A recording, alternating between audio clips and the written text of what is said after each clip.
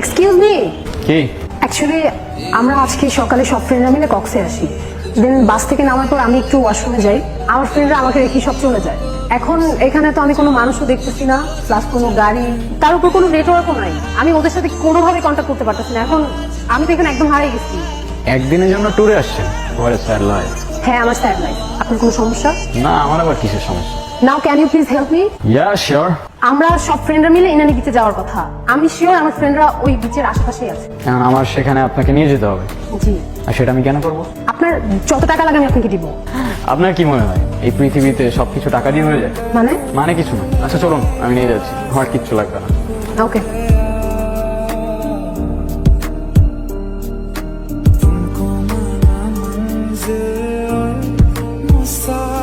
আচ্ছা, আপনি কোথায় যাচ্ছিলেন?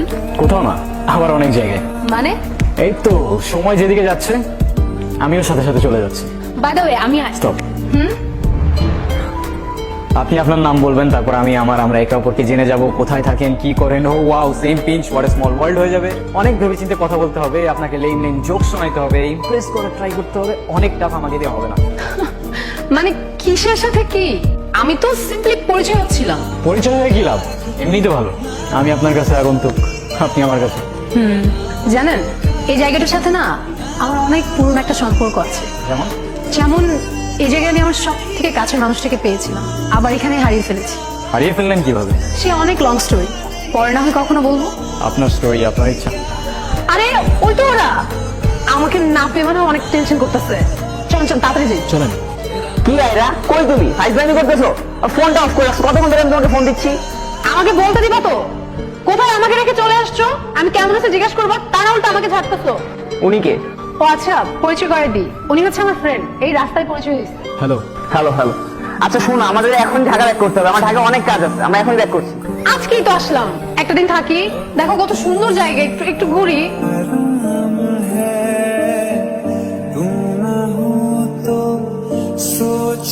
আচ্ছা তোরা তোল, আমি একটু আসতেছি। হ্যাঁ, কি আমাকে দেখে কি মুছে ফেললেন? আরে না, কিছু না। আচ্ছা, আপনি কিন্তু আপনার স্টোরিটার বললেন না।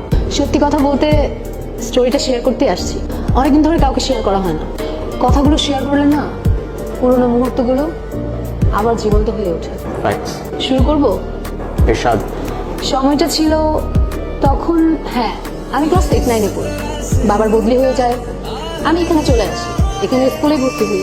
প্রতিদিন স্কুলে যাওয়ার সময় ওই ছেলেটা একটা করে চিঠি লিখে যেত। প্রথম কয়েকদিন তো আমি কখনোই চিঠি নিতাম না, কিন্তু একদিন চিঠি না নিয়ে আর পারলাম না। এত সুন্দর করে কথাগুলো লিখতো।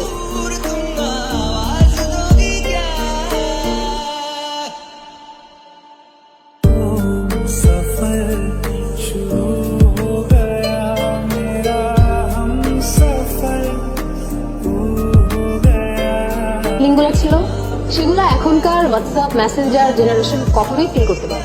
প্রত্যেকটা অক্ষরে কেমন যেন মায়া ছিল।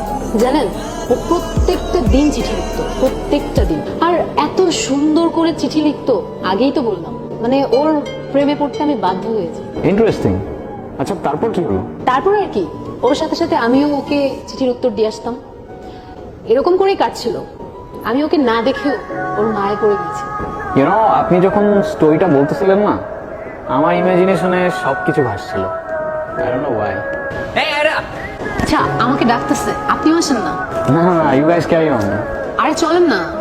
আমি শুধু আপনাদের ফ্রেন্ডদের মধ্যে কাউকে হাঁটতে হতে চাই। আমি না বুঝি না আপনার ক্যারেক্টারটা, এই খুব চার্মিং আবার খুব ডিপ্রেসড। আমি রিকোয়েস্ট করতেছি চলেন। আচ্ছা চলেন। এই তুমি ওইখানে কি করতেছো? তোমার না এখানে বসে থাকতে বললাম? আরে তেমন কিছু না, উনি ওনার লাইফের কিছু স্টোরি শেয়ার করতেছি। আপনি আমাদের মাঝে কথা বলছেন কেন? আচ্ছা sorry, I am sorry.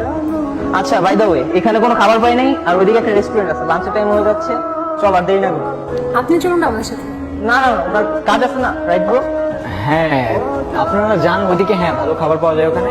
You guys carry on. Have a great day. চলুন না, আপনি মিথ্যা কথা বলতেছেন। ওনার কোনো কাজ নেই, এখানে ঘুরতে আসছেন, যাবেন আমাদের সাথে।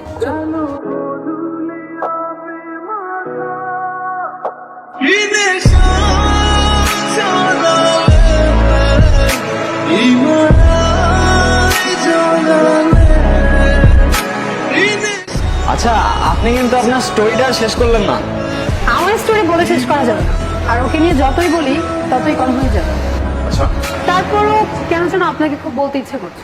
লাইফ কিন্তু একটাই, যেটা ইচ্ছা করছে এখনই করে ফেলুন, কে জানে পরে আবার সময় পাবেন কি পাবেন না। ওর সাথে আমার প্রতিদিনই চিঠি দেওয়া নেওয়া হতো। ওকে কতবার বললাম আমার সামনে এসে দেখা করতে, ও কখনো করেনি।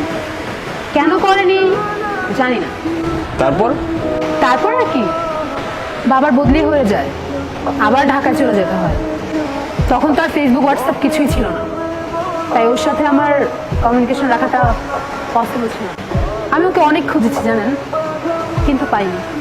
আমার সবচেয়ে বড় আফসোসটা কি জানেন? কি?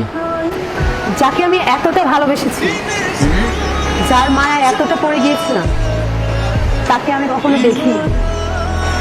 আপনার চোখে পানি কেন? কিছু না, এমনি। আপনি ওকে খুব ভালোবাসতেন তাই না? তাহলে ওই ছেলেটাকে বিয়ে করছেন যে? ওর সাথে আমার ফ্যামিলিগত বিয়ে, ওই যে দেশি কালচার, বিয়েটা একটা করতেই হবে, সেটাই করছি। ভালো থাকবেন। হয়তো। আচ্ছা, আমার না চলে যেতে হবে, আমার হাতে আজ তেমন সময় নাই। আমার আজকে রাতেই ফ্লাইট, মিস করা যাবে না। চলে যাচ্ছেন? হ্যাঁ। I have something for you. কি? This is for you. আমার জন্য? আমার জন্য হয় কিভাবে? আপনার সাথে তো আমার আজই পরিচয়। এটা কিনলেন কখন? আপনি মজা করছেন তাই না? সময় হলে ঠিক বুঝতে পারবেন। আসি, ভালো থাকবেন, নিজের খেয়াল রাখবেন, আর ফাঁকে থাকলে আবার দেখা হবে।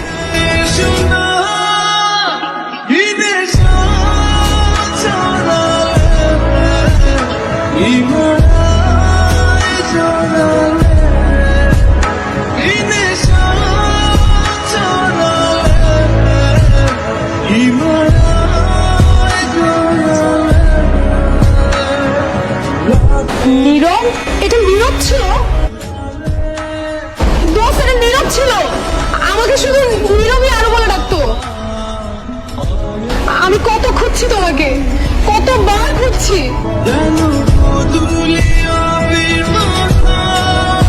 আবার এত কাছে পেয়ে হারিয়ে ফেললাম। আরও আমি ছোটবেলা থেকেই খুব ইন্ট্রোভার্টেড ছিলাম, কারোর সাথে কথা বলতে পারতাম না। আর সেখানে আমি তোমায় ভালোবাসতাম, কিভাবে তোমার সামনে গিয়ে দাঁড়াতাম আমি বুঝতাম না। কিন্তু আমি সেদিন এসেছিলাম আরও, তোমার চিঠিটা পড়ে সেখানেই দাঁড়িয়েছিলাম। প্রতিদিন আগের মতোই চিঠি দিতাম আর দাঁড়িয়ে থাকতাম তোমার অপেক্ষায়, কিন্তু তুমি আর আসোনি। কয়েকদিন আগেই তোমার খোঁজ পেলাম, শুনলাম তোমার বিয়ে হয়ে যাচ্ছে। তোমাকে শেষবারের মতো দেখার লোভটা আর সামলাতে পারলাম না। জানো, তোমাকে এত কাছে পাওয়ার পর তোমার থেকে দূরে যেতে প্রচন্ড কষ্ট হচ্ছে। আফসোস করে কি হবে বলো, ভাগ্যের লিখন কে খণ্ডাতে পারে। ভালো থেকো, আর ভালোবাসা নিয়ে আরো।